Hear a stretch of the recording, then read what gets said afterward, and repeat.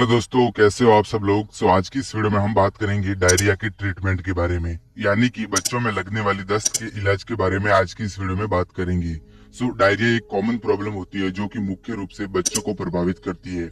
Diarrhoea एक viral infection है जो कि मुख्य रूप से रोटा वायरस के द्वारा होता है, लेकिन ये वायरस के अलावा बैक्टीरिया, फंगस, प्रोटोजोआ के कारण भी हो सकता है। इसके अलावा कॉन्टामिनेटेड फूड या फिर वाटर यानी कि जो प्रदूषित पानी और भोजन उनके सेवन करने की वजह से भी आपके अंदर डायरिया हो सकता है। डायरिया मुख्य रूप से 5 से 15 एज ग्रुप के जो बच्चे होते हैं उनको प्रभावित करता है, लेकिन ये जो बड़े होते हैं 18 प्लस अडल्ट होते हैं उनको भी ये हो सकता है।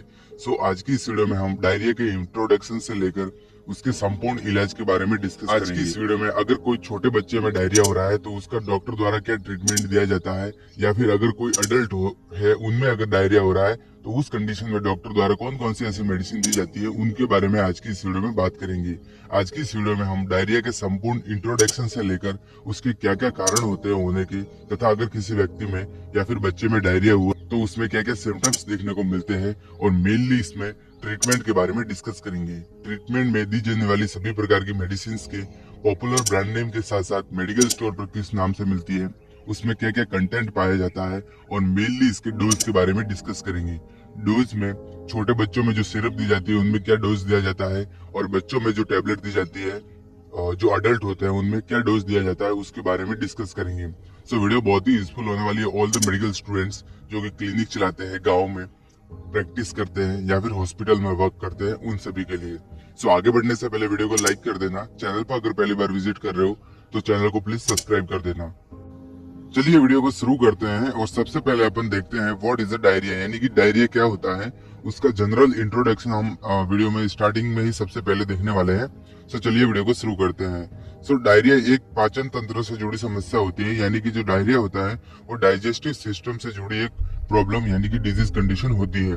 जो बच्चे ब्रेस्ट फीडिंग करते हैं यानी कि स्तनपान करते हैं, उनका जो मल होता है, स्टूल होता है, वो आमतौर पर पतला, नरम तथा पीला होता है। वह दिन में लगभग 5 बार तक अपना जो मल है वो त्याग कर सकते हैं, यानी कि वह 5 बार तक जो स्टूल है वो पास आउट कर सकते हैं। लेकिन जब बच्चे दिन में लगभग 10 बार से भी ज्यादा मल त्याग करते हैं तथा मल में पानी की तरह पतला हो, उसमें श्लेष्मा यानी कि खून के धब्बे मौजूद हो तथा वह बदबू मार रहा हो, तथा बच्चे में पेट दर्द, उल्टी जैसी समस्या अगर देखी जाती है तो उस कंडीशन में उसे हम कह सकते हैं कि बच्चे को दस्त लग रहे हैं। डायरिया जो होता है वो एक वायरल इन्फेक्शन होता है जो कि मुख्य रूप से रोटा वायरस के द्वारा होता है। देखिए, जो डायरिया होता है वो एक वायरल इन्फेक्शन होता है, लेकिन ये वायरस के अलावा जो बैक्टीरिया होते हैं, फंगस होते हैं या फिर प्रोटोजोआ होते हैं, उनके द्वारा भी हो सकता है। इनके अलावा जो कॉन्टामिनेटेड फूड होते हैं या फिर जो कॉन्टामिनेटेड वाटर होता है, यानी कि प्रदूषित पानी और प्रदूषित जो पड़ा हुआ भोजन होता है, अगर उनका कोई बच्चा सेवन करता है, अनहाइजीन मेंटेन करता है, तो उस कंडीशन में भी उसके अंदर डायरिया हो सकता है। आगे इसके अंदर क्या डायरिया के होने के क्या क्या कारण होते हैं उनके बारे में हम डिटेल में डिस्कस करेंगे। नेक्स्ट वीडियो में आगे बढ़ते हैं और आगे अपन देखते हैं कोजेज ऑफ डायरिया, यानी कि बच्चों में जो दस्त लग रहे हैं या फिर जो बड़े बच्चे होते हैं अडल्ट में, अगर उनमें किसी प्रकार से अगर दस्त लग रहे हैं तो उनके क्या क्या कारण होते हैं और क्या क्या ऐसे रिस्क फैक्टर होते हैं जिनकी वजह से ये प्रॉब्लम बच्चों में अराइज होती है। जैसा कि मैंने वीडियो के स्टार्टिंग में ही बताया था कि ये एक वायरल इन्फेक्शन है जो कि वायरस के अलावा बैक्टीरिया, फंगस के कारण भी हो सकता है, लेकिन ऐसे कुछ रिस्क फैक्टर होते हैं जिनकी वजह से भी बच्चों के अंदर डायरिया होता है। उसको हम एक एक करके डिटेल में डिस्कस करेंगे।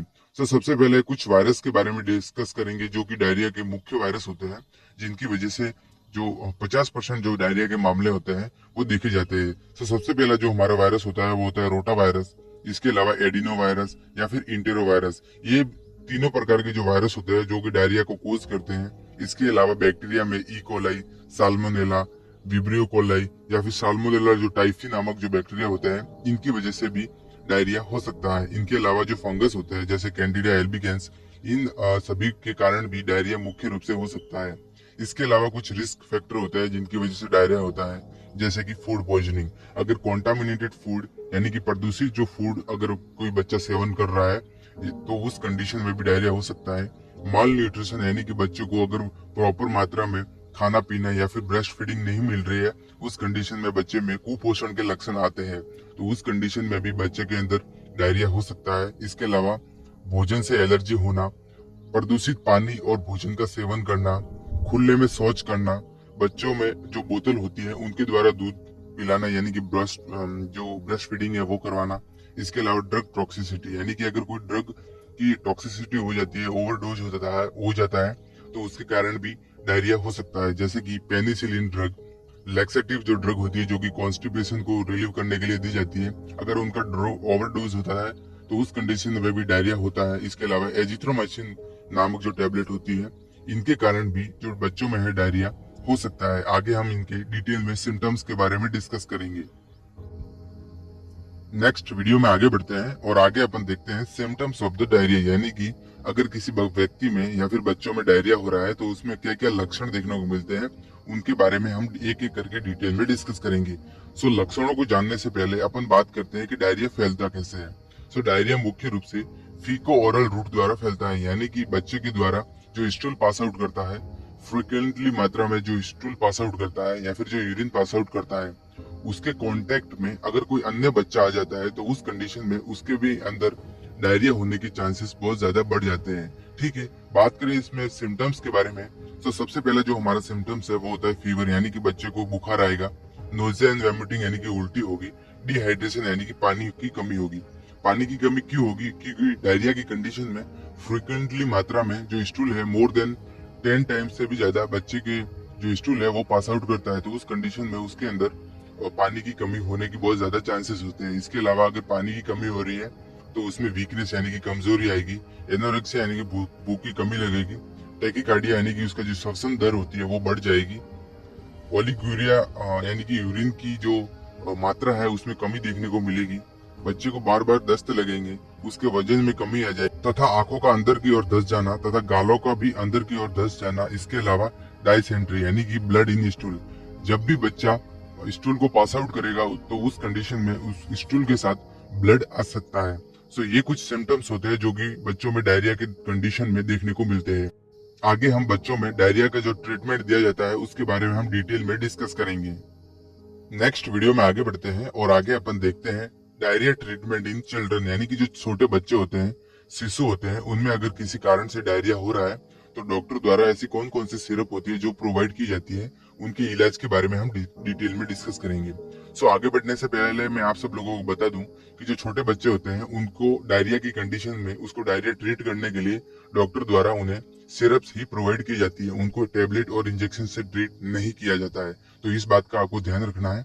सो आगे बढ़ने से पहले जिस भी हम सिरप के बारे में देखेंगे उसके नेम के बारे में देखेंगे, पॉपुलर ब्रांड नेम होता है क्या होता है और मेडिकल स्टोर पे किस नाम से मिलती है, उसमें क्या कंटेंट पाया जाता है और मेनली इसके डोज के बारे में डिस्कस करेंगे। तो सबसे पहले जो हमारी सिरप है उसका नाम होता है जिंकोनिया सिरप। आप इमेज में देख सकते हो, जिंकोनिया इसका मोस्ट पॉपुलर ब्रांड नेम होता है, जिसको और डायरिया की जो कंडीशन होती है उसको ट्रीट करने के लिए डॉक्टर द्वारा अमूमन इसको प्रिस्क्राइब किया जाता है। जिंगोनिया इसका मोस्ट पॉपुलर ब्रांड नेम होता है जो कि मेडिकल स्टोर पर या फिर हॉस्पिटल में भी इस नाम से मिल जाती है।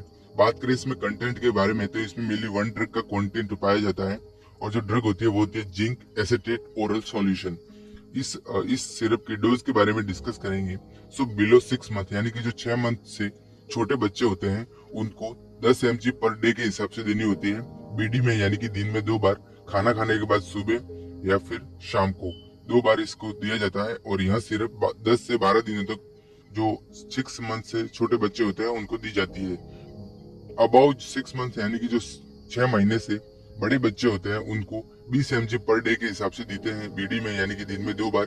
और यह सिर्फ उनको 10 से 12 दिनों तक दी जाती है। नेक्स्ट वीडियो में आगे बढ़ते हैं और अगली जो हमारी सिरप है जो कि डायरिया को ट्रीट करने के लिए दी जाती है डॉक्टर द्वारा शिशुओं को, उसका नाम होता है ऑफ्लॉक्स 100 सिरप। आप इमेज में देख सकते हो, ऑफ्लॉक्स नाम से मिल जाती है।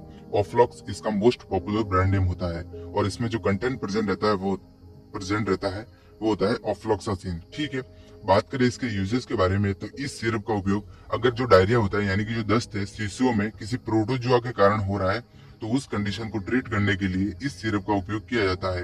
यानी कि अगर प्रोटोजुआ नामक जो बैक्टीरिया होता है उनके द्वारा अगर किसी प्रकार से बच्चों में डायरिया हुआ है तो उस कंडीशन में जो ऑफ्लॉक्सासिन जो सिरप है वो डॉक्टर द्वारा दी जाती है। बात करें इसके डोजेस के बारे में, यानी कि बच्चों को कितनी मात्रा में ये देनी चाहिए सिरप, तो इसका डोज 15 mg पर केजी के हिसाब से बीडी में देते हैं, यानी कि अगर बच्चा 1 किलो का है तो उसको 15 mg पर केजी के हिसाब से दिन में 2 बार सुबह और शाम दी जाती है। यानी कि बच्चा अगर 10 किलो का है तो उस कंडीशन में 10 इंटू 15 यानी कि 150 mg पर केजी के हिसाब से यह सिरप दी जाती है। नेक्स्ट वीडियो में आगे बढ़ते हैं और अगली जो हमारी सिरप है उसका नाम होता है ऑफजोर्ड एमडीएस सिरप। आप इमेज में देख सकते हो कुछ इस प्रकार की ये सिरप होती है। ऑफजोर्ड एमडीएस इसका मोस्ट पॉपुलर ब्रांड नेम है, जो कि मेडिकल स्टोर पर और हॉस्पिटल में इस ब्रांड नेम से आपको मिल जाएगी। बात करें इसमें कंटेंट के बारे में तो ऑफजोर्ड एमडीएस जो सिरप होती है इसमें मेनली 2 ड्रग का कंटेंट पाया जाता है। इसमें 2 ड्रग का शामिल किया जाता है। फर्स्ट ऑफ ऑल होता है ऑफ्लॉक्सासिन, जिसके बारे में हम पहले ही डिस्कस कर चुके हैं, और जो दूसरी ड्रग होती है वो होती है मेट्रोडिनाजोल। बात करें इसके उपयोग के बारे में तो इस सिरप का जो उपयोग होता है, अगर किसी बच्चे में डायरिया जो प्रोटोजोआ या फिर जो बैक्टीरिया होता है इकोलाई, साल्मोनेला टाइफी या फिर साल्मोनेला नामक जो बैक्टीरिया होता है, इनकी वजह से अगर किसी बच्चे में डायरिया हो रहा है तो उस कंडीशन को ट्रीट करने के लिए डॉक्टर द्वारा इस सिरप को प्रिस्क्राइब किया जाता है। बात करें इस सिरप के डोजेस के बारे में, यानी कि बच्चे को किस मात्रा में इसको देना चाहिए, तो इसको 20 mg पर केजी के हिसाब से देते हैं।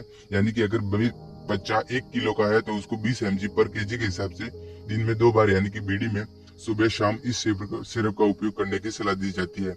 अगर इसके ड्रग कैलकुलेशन के बारे में डिस्कस करें तो अगर बच्चा 10 किलो का है तो 10 इंटू 20 करेंगे तो 200 mg पर केजी के हिसाब से इस सिरप को दिया जाता है। इसके अलावा बच्चे में रिहाइड्रेशन थेरेपी दी जाती है, जिसमें ORS या फिर इंट्रावेनस जो फ्लूइड होते हैं उनको इंटेक करने की सलाह दी जाती है। आगे हम अपन डिस्कस करेंगे कि अगर अडल्ट में डायरिया हो रहा है तो उसके द्वारा डॉक्टर उनको कौन कौन सी ऐसी मेडिसिन होती है जो प्रिस्क्राइब करता है। नेक्स्ट वीडियो में आगे बढ़ते हैं और आगे अपन देखते हैं diarrhoea treatment in the adult, यानी कि अगर अडल्ट जो 18 प्लस होते हैं उनमें अगर किसी प्रकार से डायरिया हो रहा है तो उसमें डॉक्टर कौन कौन सी ऐसी मेडिसिन होते हैं जो प्रिस्क्राइब करता है। सो उसके पूरे ट्रीटमेंट के बारे में आज की इस वीडियो में हम डिस्कस करेंगे। सो सबसे पहले जो टेबलेट होती है जो कि डॉक्टर द्वारा प्रिस्क्राइब की जाती है वो उसका नाम होता है लोमिटिल टेबलेट। आप इमेज में देख सकते हो लोमिटिल टेबलेट के नाम से ये मेडिकल स्टोर पर और हॉस्पिटल में मिल जाएगी, और ये इसका मोस्ट पॉपुलर ब्रांड नेम भी है। बात करें इसमें कंटेंट के बारे में तो इसमें मेनली 2 ड्रग का कंटेंट पाया जाता है, कॉम्बिनेशन होता है। फर्स्ट ऑफ ऑल जो ड्रग होती है वो होती है डाइफेनॉक्सिलेट हाइड्रोक्लोराइड, ठीक है। दूसरी जो ड्रग होती है वो होती है एट्रोपिन सल्फेट। इस टेबलेट का उपयोग दस्त लगने पर किया जाता है। नेक्स्ट वीडियो में आगे बढ़ते हैं और अगली जो हमारी टेबलेट है डॉक्टर की पसंदीदा टेबलेट है, जो कि डायरिया जैसी कंडीशन में अडल्ट में इसको प्रिस्क्राइब किया जाता है। मोस्ट पॉपुलर टेबलेट है, इसका जो नेम होता है वो होता है नॉर्फ्लॉक्स TZ टेबलेट। आप इमेज में देख सकते हो नॉर्फ्लॉक्स TZ इसका मोस्ट पॉपुलर ब्रांड नेम होता है, जो कि मेडिकल स्टोर पर और हॉस्पिटल में आपको आसानी से मिल जाएगी। बात करें इसमें कंटेंट के बारे में यानी कि कॉम्पोजिशन के बारे में तो इसमें मेनली 2 ड्रग का कंटेंट पाया जाता है। फर्स्ट ऑफ ऑल होता है नॉर्फ्लॉक्सासिन और दूसरा जो हमारा कंटेंट होता है वो होता है टिनिडाजोल। इन दोनों ही ड्रग का नॉर्फ्लॉक्स TZ टेबलेट में कंटेंट पाया जाता है।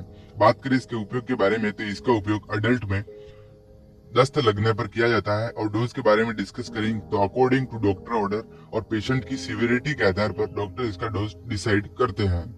नेक्स्ट हमारी जो टेबलेट है उसका नाम होता है ऑफ्लॉक्स 200 टेबलेट। आप इमेज में देख सकते हो 200 mg की ये टेबलेट होती है और ऑफ्लॉक्स के नाम से मिल जाती है। ऑफ्लॉक्स इसका मोस्ट पॉपुलर ब्रांड नेम होता है, जो कि मेडिकल स्टोर पर आपको आसानी से मिल जाएगी। बात करें इसमें कंपोजिशन के बारे में तो इसमें जो कंटेंट प्रेजेंट रहता है वो होता है ऑफ्लॉक्सासिन।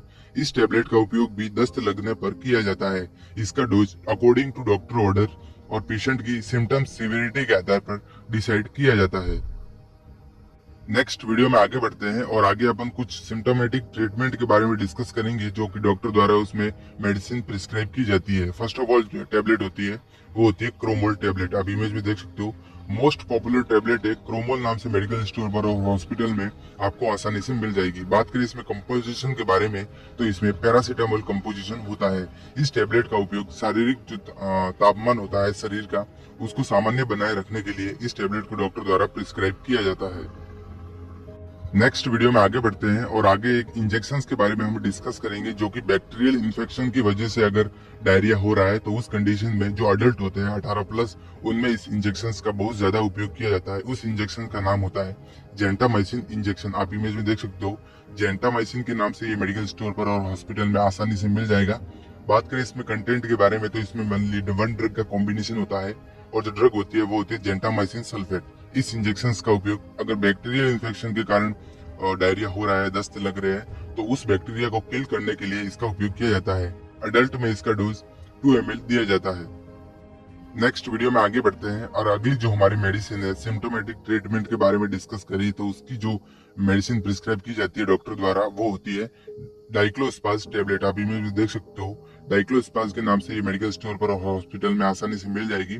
बात करें इसमें कंटेंट के बारे में यानी कि कॉम्पोजिशन के बारे में, तो इसमें मेनली 2 ड्रग का कंटेंट पाया जाता है। फर्स्ट ऑफ ऑल होता है डाइसाइक्लोमाइन जो कि एंटी स्पाज्मोटिक होता है। इसमें डाइसाइक्लोमाइन हाइड्रोक्लोराइड पाया जाता है। इसके अलावा पैरासीटामोल जो कि सामान्यतः बॉडी टेम्परेचर को मेंटेन करने के लिए दिया जाता है।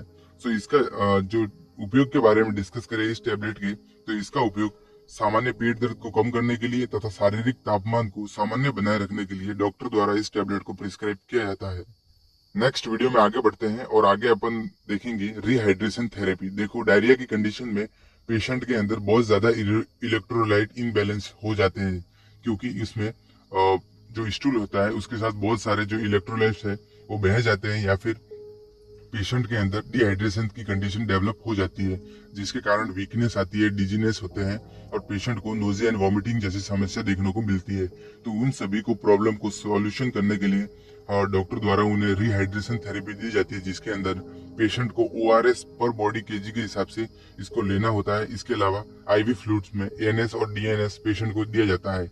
इनके अगर उपयोग के बारे में, तो इसका उपयोग शरीर में पानी की कमी को पूरा करने के लिए तथा इलेक्ट्रोलाइट को बैलेंस बनाए रखने के लिए इनका उपयोग किया जाता है। नेक्स्ट और लास्ट अपन कुछ इंस्ट्रक्शंस के बारे में डिटेल में डिस्कस करेंगे, जो कि पेशेंट को डॉक्टर द्वारा या फिर नर्सिंग स्टूडेंट होता है उसके द्वारा प्रोवाइड किया जाता है। उसमें से फर्स्ट ऑफ ऑल होता है बच्चे को ब्रेस्ट फीडिंग चालू रखे, यानी कि अगर छोटे बच्चे को डायरिया हो रहा है तो उस कंडीशन में बच्चे को जो माँ का दूध होता है उसको पिलाने की सलाह देनी चाहिए। इसके अलावा आसानी से जो पचने वाले भोजन पदार्थ होते हैं जैसे कि खिचड़ी हो गया, फलों का रस हो गया, इनको बच्चे को एक्सेसिव मात्रा में इंटेक करने की सलाह देनी चाहिए। इसके अलावा बच्चे को बार बार हाथ धोने की यानी कि हैंड वॉश करने की सलाह देनी चाहिए तथा इलेक्ट्रोलाइट्स को बैलेंस बनाए रखने के लिए ORS देना चाहिए लगातार मात्रा में तथा IV फ्लूइड्स को चालू रखना चाहिए। सो गाइस, उम्मीद करता हूँ वीडियो आपको पसंद आई होगी और जितनी भी मैंने डायरिया की कंडीशन में जो किस किस कारण से होता है और डायरिया का जो इंट्रोडक्शन से लेकर जो ट्रीटमेंट तक आपको समझाया है वो आपको समझ में आया होगा। वीडियो अगर यूजफुल लगे तो वीडियो को लाइक कर देना। चैनल पर अगर पहली बार विजिट कर रहे हो तो चैनल को प्लीज सब्सक्राइब कर देना। हम मिलते हैं किसी न्यू और एजुकेशन वीडियो में, तब तक के लिए जय हिंद, जय भारत।